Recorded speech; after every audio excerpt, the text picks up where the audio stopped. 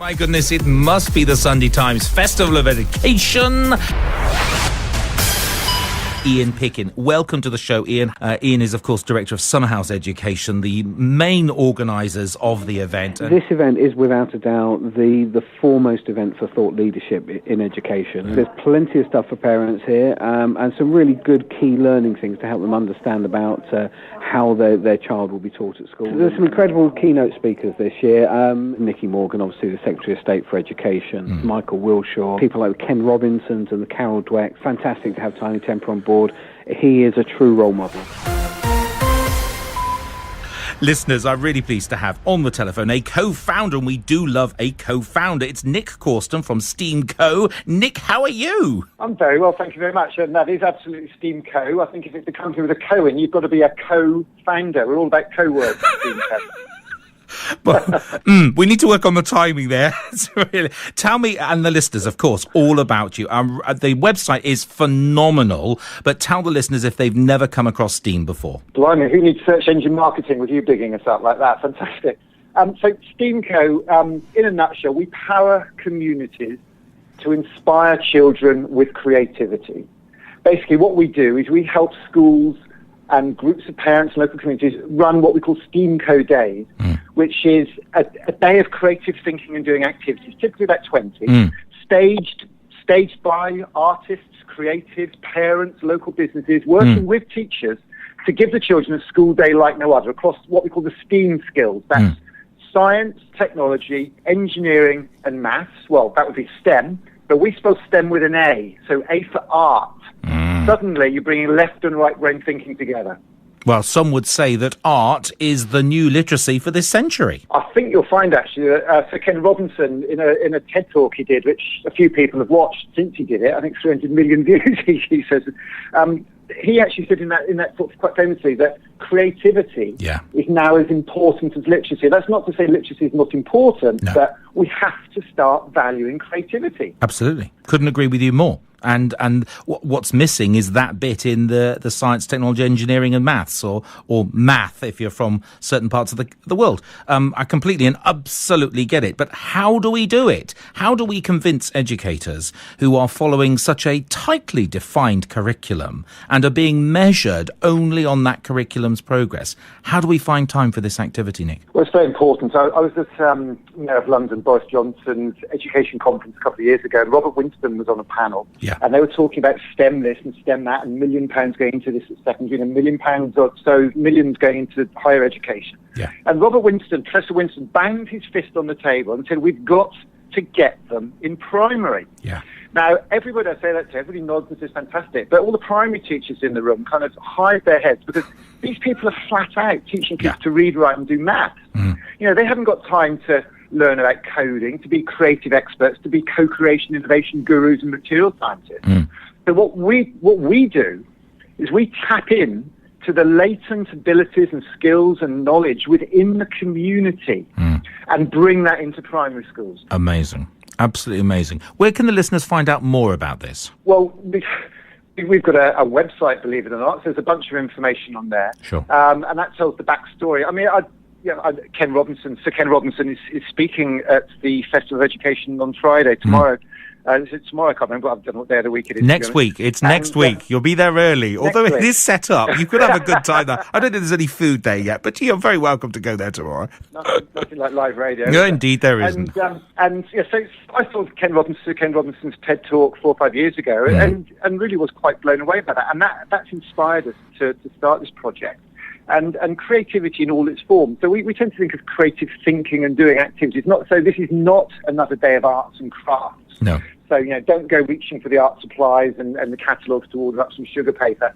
This is about a whole range of activities. So those 20 creative thinking doing activities might be coding. We've taught, in one of 20 activities, we have taught 250 children, Key Stage 1 and 2, to code a Raspberry Pi to make a Lego robot crocodile bite their finger. That went on Wired magazine, picked up on that. The BBC filmed a documentary, been on Al Jazeera, 150 million people on a global Al Jazeera bulletin. Brilliant. It's quite remarkable. So that's one extreme. Other extreme, we do cardboard modelling, newspaper engineering, the science of music. We built an electric car, which we raced at Goodwood with the Green Power Trust. Wow. Rockets out of bits of paper. it's remarkable what you can do when you really get down to it in creativity. And I think a key thing is how that inspires the school community. So as a result of the coding work we did in St Saviour's Primary School in Paddington, where my sons are in school, they now have 2 code clubs every week, a Key Stage 1 and a Key Stage 2 code club. Wow. They also have a car club now on a Thursday night, my 9-year-old goes to, and they're now training and preparing for this year's Goodwood race. And that's run by the school, I like to say caretaker, but I always get a slap for calling him a caretaker, facilities site manager, whatever people they call these days.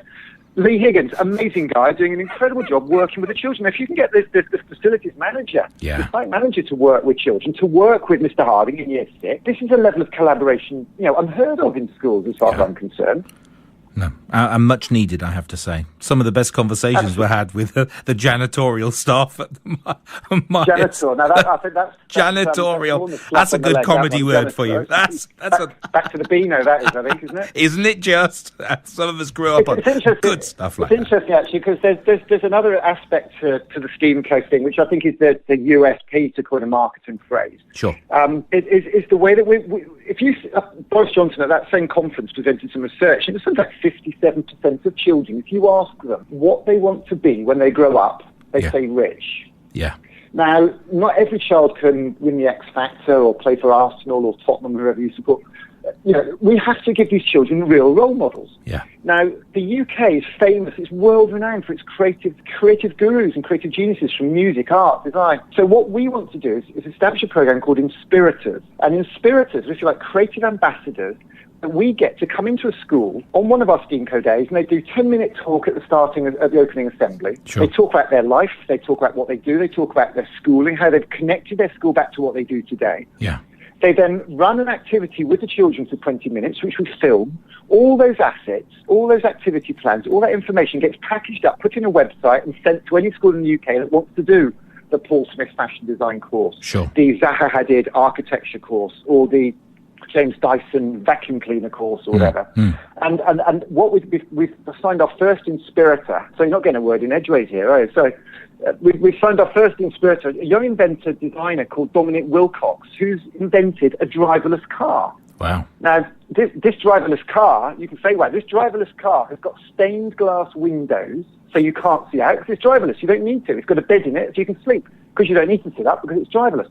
It's a crazy, zany invention for our time that has been displayed in the glass case outside the Design Museum for the last 2 months. So he's up there. He's got 2 referees on his website, Paul Smith, the fashion designer, and Thomas Heatherwick, the designer of the London Olympic torches. And that's the kind of talent we want to be getting in front of our children to inspire them. Yep, I'm sold. You don't have to convince me, matey. I'm completely... I'm on the page, around the backside, and I'm back on the page again. Absolutely right. Well, I expect to see you in the mosh pit then, Russell, at INSPIRANATION, which is Inspire a Nation, get it?